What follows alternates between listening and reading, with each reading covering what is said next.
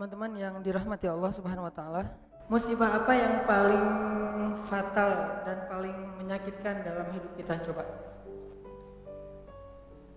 Ini ada dapat beberapa share ya. Kata sebagian teman-teman, musibah yang paling luar biasa itu dan susah banget buat ngerelain, ditinggal pas lagi sayang-sayangnya.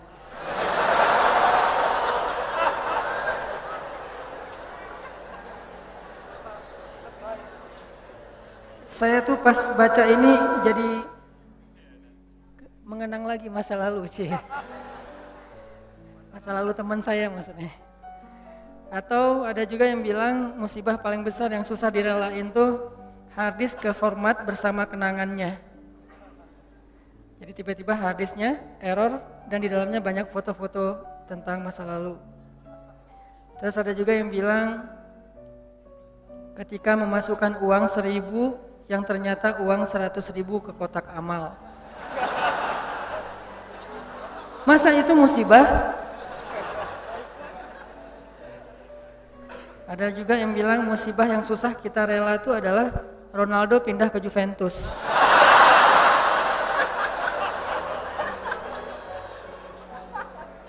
Buat saya musibah hari ini adalah Belgia kalah sama Prancis.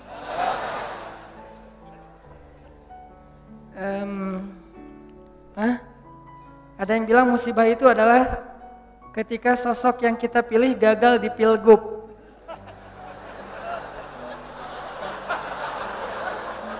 Ini yang ngomong bukan saya ya. Saya emang gak gagal, cuman gak kepilih. Terus ada juga musibah yang paling berat itu katanya gak di fallback. Oh, kasihan ya. Tahu nggak apa musibah paling besar dalam hidup kita? Musibah paling besar dalam hidup kita itu ditolak sama Allah. Itu musibah paling besar dalam hidup kita. Kayak yang kita baca tadi di dalam surat Al-Munafiqun, ketika mereka berkata di hadapan Nabi Muhammad SAW, "Nashhadu annaka innaka la Rasulullah." Kami bersaksi engkau itu benar-benar Rasulullah. Kata Allah, "Wallahu ya'lamu innaka la rasuluh, wallahu yashhadu innal munafiqina lakadzibun." Allah juga tahu kamu rasulnya dan Allah tahu kalau orang-orang munafik itu adalah orang-orang yang pendusta. Jadi hal yang paling menyakitkan, hal yang paling rugi, hal yang paling ngenes, hal yang paling sedih, hal yang paling musibah besar dalam hidup seorang manusia itu adalah bukan ditolak oleh orang yang dia kecengin, bukan ditolak oleh mertua yang dia datang baik-baik untuk melamar gara-gara kurang modal, gara-gara kurang dalil, gara-gara kurang meyakinkan. Bukan itu musibah yang paling besar, itu musibah tapi masih kurang besar. Apa yang paling besar? Ditolak oleh Allah Subhanahu wa taala. Karena siapapun yang mendapatkan Allah, maka dia mendapatkan semua kebaikan dunia. Dan siapa yang kehilangan Allah, maka dia kehilangan semua kebaikan dunia dan akhirat. Siapa yang mendapatkan Allah? Dalam tanda petik ya. Arti mendapatkan Allah itu mendapatkan ridho Allah, dapat like dari Allah, dapat perhatian dari Allah. Siapa yang mendapatkan Allah, maka dia mendapatkan semua kebaikan dunia dan akhirat. Dan siapa yang kehilangan Allah, berarti dia kehilangan semua kebaikan di dunia dan akhirat. Inilah musibah yang paling besar, teman-teman. Kayak Allah berfirman di dalam Al-Baqarah yang saya sering ulang-ulang. Ketika ada orang yang bilang, "Wa minan nasi may yaqulu amanna billahi wa bil yaumil akhir." Di antara manusia ada yang mengatakan kami beriman kepada hari Allah dan hari akhir. Apa jawaban Allah? "Wa ma hum bimu'minin." Mereka bukan orang yang beriman. Atau di dalam akhir surat Al-Hujurat, ketika orang-orang munafik mengatakan mereka beriman, mereka masuk Islam, kata Allah, sesungguhnya Allah tahu apa yang ada di dalam hati mereka, apakah mereka benar-benar beriman atau tidak. Qalatil a'rabu amanna. Orang Arab Badui mengatakan kami beriman. Qul lam tu'minu walakin qulu aslamna. Kalian belum beriman, kalian baru masuk Islam. Ini artinya teman-teman ditolak oleh Allah Subhanahu wa taala. Ada orang yang sholat, dia puasa, dia haji, dia umroh, dia sedekah, dia tilawah Al-Quran, tetapi dia ditolak oleh Allah Subhanahu wa taala. Kenapa Allah menolak seseorang? Padahal dia mengatakan kalimat yang baik. Kenapa Allah menolak orang-orang yang mengatakan nashhadu innaka la Rasulullah, kami bersaksi engkau Rasulullah. Kenapa Allah menolak orang-orang yang mengatakan amanna billahi wa bil yaumil akhir, kami beriman kepada Allah dan hari akhir. Kenapa Allah menolak orang-orang yang mengatakan amanna, kami telah beriman? Kenapa Allah menolak mereka teman-teman? Padahal ucapan mereka baik. Mereka enggak mengatakan Allah itu maunya apa, Allah itu enggak fair, Allah itu enggak adil, Allah itu kikir, Allah itu tangannya terbelenggu, seperti kata-kata orang Yahudi. Mereka enggak ngomong kayak gitu, yang mereka ucapin itu baik. Kenapa ditolak oleh Allah? Karena Nabi mengatakan, innallaha la yanzuru ila aswarikum, wala ila a'malikum, wala ila amwalikum, walakin yanzuru ila qulubikum. Allah enggak melihat penampilan kalian, Allah enggak melihat harta kalian, Allah enggak melihat perbuatan kalian. Yang pertama Allah lihat itu adalah qulubikum, niat kalian. Maksud qulub di sini niat. Karena banyak yang salah paham juga teman-teman. Ada yang mengatakan udahlah gak usah terlalu fanatik. Yang penting kan hati. Allah kan ngelihat hati. Maksud ngelihat hati ini bukan ngelihat organ yang bernama jantung. Yang maksud ngelihat hati ini bukan ngelihat apa yang kita rasain, bahagia, gak bahagia, bukan. Maksud walakin yanzur ila qulubikum ay yanzuru ila niyatikum. Maksud melihat kepada hati itu adalah Allah melihat ke dalam niat kalian. Apakah kalian mengatakan itu dengan jujur bahwa kalian benar-benar beriman, atau itu hanya basa-basi? Apakah kalian mengatakan itu dengan jujur karena benar-benar yakin berserah diri kepada Allah, atau itu hanya modus supaya ditolong oleh Allah, kemudian besok kalian akan meninggalkan Allah setelah mendapatkan kebaikan itu? Allah Maha tahu. Sehingga Allah mengatakan di surat Al-Mulk, wa asirru qaulakum aw ijharu bih innahu alimun bidzatis sudur. Kalian rahasiakan atau kalian tampakkan apa yang ada di dalam hati kalian, innahu alimun bidzatis sudur. Allah tahu banget apa yang ada di dalam dada kalian. Buat Allah, bisikan hati kita sejelas teriakan lisan kita. Gak ada bedanya. Kita teriak pakai mic, kita katakan bohong, saya nggak percaya sama Allah. Lalu kita teriakkan dengan hati, kita berbisik dengan hati, dengan sepelan mungkin, saya nggak percaya sama Allah. Itu suara hati dan suara mulut kita, lisan kita di sisi Allah sama, nggak ada bedanya. Nggak ada cerita kalau dengan mulut kita bilang, ya Allah saya percaya kepada engkau, saya berserah diri kepada engkau, Allah dengar. Giliran dalam hati kita bilang, enggak sih sebetulnya enggak gitu-gitu amat. Apa? Allah enggak kayak gitu. Karena Allah mendengar isi hati kita, sejelas mendengar suara dengan lisan kita. Sangat jelas. Sehingga ketika ada Nabi yang berdoa dengan suara yang lirih, Nabi siapa? Zakaria. Zikru rahmati rabbika abadahu Zakaria idh nada rabbahu nidaan khafiyya. Nidaan khafiyya, suara yang lembut, pelan, lirih. Tidak ada yang mendengar seorang pun kecuali Allah Subhanahu wa taala. Allah mendengar dengan jelas. Bahkan kalau suara itu tersembunyi di dalam lautan yang gelap, lebih dalam daripada Danau Toba, gelap banget nih. Karena nggak mungkin ikan haut, ikan paus hidupnya di perairan yang dangkal, nggak mungkin. Dia hidup di perairan yang dalam, yang mungkin kedalamannya di bawah 1 kilometer. Bahkan kalau seseorang kemudian ditelan ikan haut, ikan paus, lalu ikan paus itu membawanya ke dalam lautan, di dalam samudra, tiba-tiba orang yang di dalam perut ikan itu bersuara, Subhanaka inni kuntu minaz zalimin, Subhanaka inni kuntu minaz zalimin. Pelan sekali suara itu terdengar dengan jelas di arasy Allah Subhanahu wa taala. Jadi nggak ada yang tersembunyi dari Allah. Sehingga apa yang menyebabkan kita ditolak oleh Allah teman-teman? Bukan ucapan kita kurang fasih. Bukan bacaan Al-Quran kita kurang makhraj, kurang bagus tajwidnya. Bukan ketika kita sholat gerakan kita kurang sempurna, bukan. Tapi hati kita yang kurang ikhlas, itu penyebab seseorang ditolak. Bisa jadi gerakan sholatnya sempurna, bisa jadi bahasa Al-Qurannya ketika dia membaca indah sekali, kalau hatinya tidak seperti yang dia ucapkan, kalau hatinya tidak ikhlas kepada Allah, Allah tolak semuanya. Sehingga salah satu di antara 3 orang yang pertama masuk neraka padahal dia soleh siapa? Qari'ul Quran, orang yang membaca Al-Quran dengan baik. Hafiz 30 juz dengan 10 qiraat plus riwayat. Kan ini enggak mudah kan? Hafal 30 juz, 10 qiraat pakai riwayat.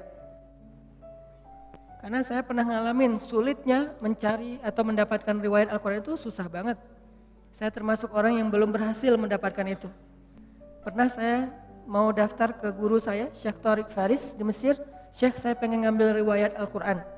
Syekh senang karena beliau suka dengan bacaan saya. Ya udah sini, saya akan ajarin kamu. Syaratnya pertama, kamu hafal 1 buku. Saya dikasih 1 buku, tebalnya 500 halaman. Isinya adalah syair. Kurang lebih 500 halaman, isinya syair. Dan syair itu berbunyi tentang cara baca Al-Quran. Huruf ini ketemu huruf ini, dibaca begini. Ayat ini wakafnya di sini, Nabi dulu wakafnya di sini, ini bacanya dengan riwayat ini begini, riwayat itu begitu dan seterusnya. Tapi bentuknya syair, bahasa Arabnya matan. Syair 500 halaman kurang lebih disuruh hafal. Dikasih. Ternyata kita satu geng, saya beberapa teman-teman termasuk ada anak Mesir. Seminggu kemudian diuji sama Syekh. Ketika seminggu setelah itu kita datang ke Syekh, tiba-tiba anak Mesir teman saya, dia bilang, Syekh, saya sudah hafal syair itu. Buku tebal, dia hafal seminggu. Terus dites sama Syekh saya, lancar. Terus Syekh saya tanya ke saya, Hanan gimana? Syekh, daftar isi juga belum? Daftar isinya aja belum kehafal, dia udah hafal 1 buku. Saking susahnya mendapatkan riwayat Al-Quran. Jadi kalau ada orang yang hafiz Al-Quran pakai riwayat, itu keren banget. Tapi sekeren itu, sedahsyat itu, sesulit itu dia memperoleh 1 riwayat Al-Quran, kalau nggak ikhlas, habis semuanya. Riya sedikit aja, riya itu nggak perlu ke ribuan orang, 1 orang cukup. Karena riya itu kan nggak harus, saya riyanya cuma 1 orang doang kok, masa hilang sih? Enggak, 1 orang aja kalau kita riya, habis. Apalagi riyanya kepada ribuan orang. Saya pernah ceritakan gimana sulitnya menjaga ikhlas. Ikhlas itu gampang, yang susah itu menjaga ikhlas. Di awal insya Allah ikhlas. Gak mungkin juga kita di awal pengen riya, kan gak mungkin ya. Usolli sunnata tahiyatul masjid ri'a an-nas. Kan gak ada ya. Saya sengaja sholat sunnah tahiyatul masjid karena pengen pamer aja. Allahu Akbar, kan gak mungkin kan? Gak ada di antara kita yang sengaja beramal karena pengen riya. Kita gak di level itu, insya Allah itu bukan level kita. Kita 1 level di atasnya. Di awal ikhlas. Pasti kita mengatakan lillahi ta'ala. Karena Allah. Tapi masalahnya di tengah ketika kita lagi ngerjain itu. Ketika kita lagi sedekah lewat kenceleng. Dari ujung kita lihat 1.000, 2.000, 5.000, paling banter 10.000. Kita 100.000 gitu kan. Pas ngeluarin, asa nggak rela ya 100.000 tapi nggak ada yang lihat. Akhirnya kita sok ikhlas. Bukan ikhlas, sok ikhlas. Ditutup di depan biar nggak kelihatan, tapi di belakang orang pada ngelihat. Ya. 100.000. Terus nggak dimasukin semuanya, harus ada sisanya, terutama yang bagian angka. Geser aja ke sebelah, biar dilihat, 100.000. Pura-pura ikhlas. Ini namanya meriakkan keikhlasan. Meriakkan keikhlasan. Jadi gak gampang teman-teman untuk ikhlas. Makanya untuk menjaga keikhlasan. Makanya kita berlindung kepada Allah, ya Allah jangan tolak saya gara-gara saya tidak mampu menjaga ikhlas.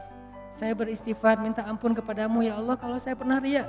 Karena kalau ditolak sama Allah, udah kita nggak dapat kebaikan apa-apa. Di dunia maupun di akhirat. Kalau Allah menerima kita, maka kita diberikan kebaikan dunia dan akhirat. Wa innama likulli imri'in ma nawa. Semua orang mendapatkan sesuai dengan apa yang ada di dalam hatinya, niatnya, apa yang dia niatkan. Faman kanat hijratuhu ilallahi wa rasulih fa hijratuhu ilallahi wa rasulih. Kalau Allah menerima kita, kita minta apa aja Allah kasih. Tapi kalau Allah menolak kita, kita mau jungkir balik di Raudhah malam Jumat, bulan Ramadan, pas lagi Lailatul Qadar, gak akan diterima oleh Allah. Kenapa? Udah ditolak. Makanya musibah paling besar itu teman-teman ditolak oleh Allah. Dan Allah menolak kita bukan karena melihat perbuatan kita yang kurang sempurna, amal soleh kita yang tidak terlalu ideal, tapi karena Allah melihat hati kita yang cacat. Cacatnya itu bukan amalannya, tetapi perasaannya, hatinya, niatnya. Kan ada tuh cerita tentang 3 orang yang lagi touring, kemudian terjadi badai, akhirnya mereka berlindung di dalam sebuah gua kan. Kemudian jatuhlah sebuah batu besar menutup pintu gua, mulut gua. Akhirnya mereka sadar, wah kita gak akan selamat nih. Satu-satunya yang bisa buat kita selamat adalah kita duduk berdoa kepada Allah. Karena mau ngedorong batu gak mungkin, nyari jalan lain mentok. Duduklah mereka bertiga berdoa kepada Allah. Orang yang pertama berdoa, ya Allah, saya punya kedua orang tua yang udah sepuh. Ayah dan ibu yang sudah sepuh, yang sudah tua. Dan saya selalu berbakti kepada keduanya. Bahkan saya tidak pernah mau memberikan susu dari ternak saya kepada keluarga saya atau kepada siapapun sebelum saya memberikan terlebih dahulu kepada kedua orang tua. Jadi gak mau dia ngasih susu itu kecuali ke orang tuanya dulu baru keluarganya. Suatu malam orang tuanya minta susu, udah disiapin, dia peras susu ternaknya, pas mau dikasih ke orang tuanya ketiduran. Dia biasanya kalau udah ngasih ke orang tuanya, baru dia ngasih ke keluarganya, istrinya, anaknya. Kali ini orang tuanya minta susu, pas udah mau dikasih ketiduran. Akhirnya dia tunggu di sebelah orang tuanya yang tidur sampai mereka bangunnya subuh. Dia berdiri sambil megang susu. Kenapa? Dia nggak mau nanti orang tuanya tiba-tiba bangun, manggil dia untuk 2 kali. Dia nggak mau orang tuanya memanggil dia 2 kali. Dia hanya dia pengen sekali manggil udah ada. Sehingga kalau misalnya nanti orang tuanya bangun, dia langsung memberikan susu. Dia tungguin megang susu sampai subuh. Kebayang nggak dari habis Isya, megang susu berdiri sampai subuh demi ingin menyenangkan hati kedua orang tuanya. Dan resikonya apa? Resikonya pegel. Resiko yang lain apa? Resiko yang lain dia tidak tidur semalaman. Resiko yang lain dia tidak memberikan susu itu kepada istri dan anak-anaknya yang juga membutuhkan demi mendahulukan orang tuanya. Lalu dia mengatakan, ya Allah, kalau engkau ridho, engkau menerima kebaikan saya itu, birrul walidain, amal soleh saya itu, karena dia tidak mengharapkan apa-apa kecuali Allah, maka selamatkanlah kami ya Allah. Terbuka pintu itu sedikit, mulut gua, batu itu bergeser. Tapi belum bisa keluar orang. Orang yang kedua berdoa lagi, ya Allah, saya punya sepupu, cantik, saya suka sama dia, tapi dia enggak perhatian sama saya, dia cuek sama saya. Dia kayak biasa aja sama saya. Sampai suatu saat dia butuh saya, dia pinjam duit 150 dinar, saya bilang saya akan bayar dengan syarat kamu mau tidur bareng dengan saya. Akhirnya saya pinjamkan 150 dinar, sebelum saya menidurinya, dia mengatakan, ya fulan, ittaqullah, takutlah kamu kepada Allah.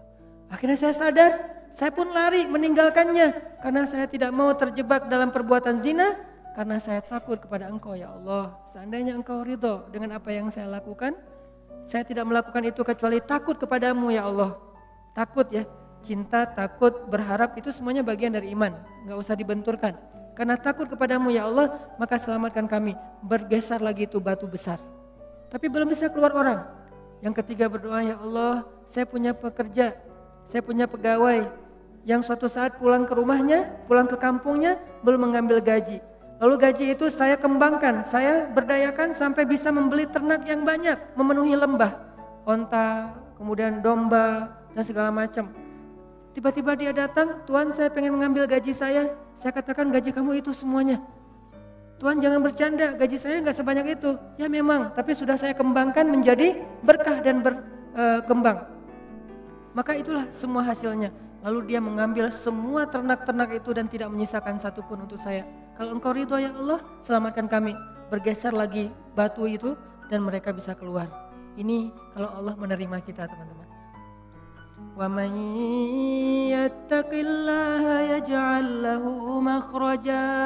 Siapa yang taat kepada Allah, siapa yang bertakwa kepada Allah, siapa yang ikhlas kepada Allah. Karena salah satu makna takwa itu ikhlas. Kan Nabi bilang at-taqwa hahuna kan? Takwa itu di sini, bukan di sini. Takwa itu bukan di sini, bukan di sini, bukan di pakaian, takwa itu di sini.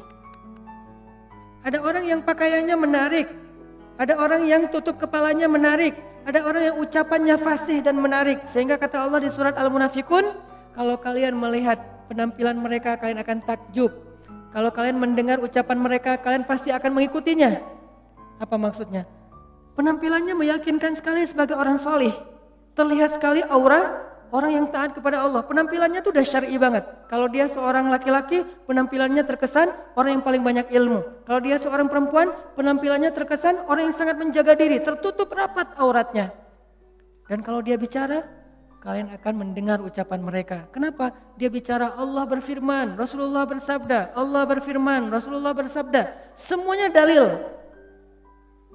Kenapa malah Allah menyebut mereka orang munafik? Karena apa yang mereka tampilkan, apa yang mereka ucapkan tidak sesuai dengan apa yang mereka niatkan di dalam hati. Lagi-lagi ini bukan untuk menjudge orang lain.